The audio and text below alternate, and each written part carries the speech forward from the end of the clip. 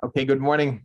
We're continuing to go through the summary principles of what the Beis Levi taught us in his discourse on absolute certainty that God Almighty is taking care of us, has taken care of us, and will take care of us. On the screen over here is the summary. So we said over here in number 6, which we did last week, that sometimes the excess of effort brings a person the opposite of good, and sometimes something negative happens to him specifically because of that effort. He extends himself too far. He makes too much effort to get something done, get it to be the way he wants, to make a profit and so forth, and he ending up in a negative situation. And then in Zion, over here, he says, same thing in health. Sometimes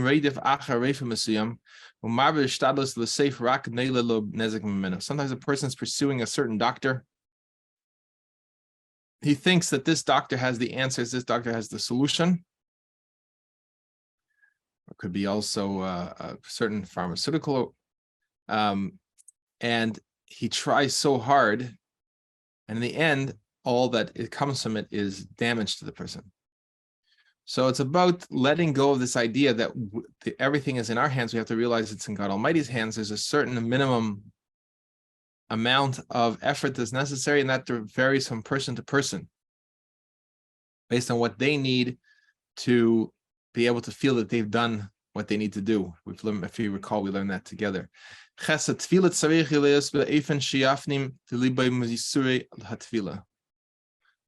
person, your davening, your prayers have to be in a way that you'll internalize the lessons of the prayers.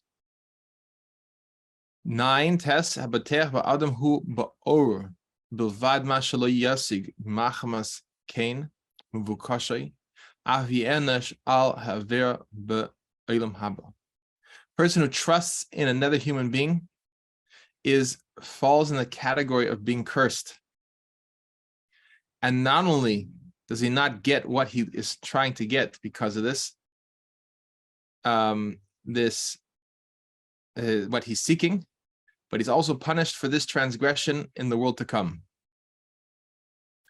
Number 10, v'chein lahepech habateach b'Hashem milvad hamitzvah shemekayim b'zeh af yafsig muvukoshay machmas esa habitochen. Also, the opposite of this, that a person who trusts is certain that God Almighty is taking care of him, will take care of him. Not only is he fulfilling a commandment through this certainty, this feeling, but he will also reach and what he's seeking because of this certainty in God Almighty, this trust in God Almighty. And that, I think we'll stop right there. We'll just do a few each week to get us to remind ourselves of these points over here. And I encourage everyone to go back to the original videos, which roughly correspond to these, the ones Beis Levi number 1, number 2, correspond to each one of these summary points in the Faith, Emunah, and Action, Emunah, Faith, and Action playlist.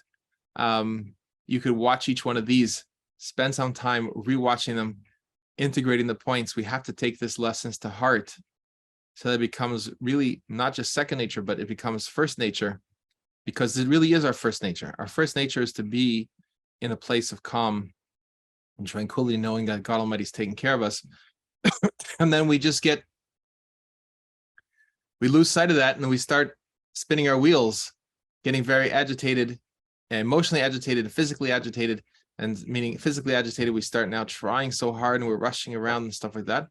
And we're learning over here that not only is that not the way to go, but that brings negative results. And the way to get what we want is not as a technique to get to what we want, but to know that God Almighty wants us to be tranquil and stay in that place, and we will get what we need. Any questions? No questions. Okay.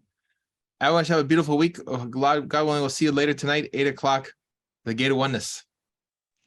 Saturday, are you Saturday, will you be here, Rabbi? Yes, God willing, I will be here.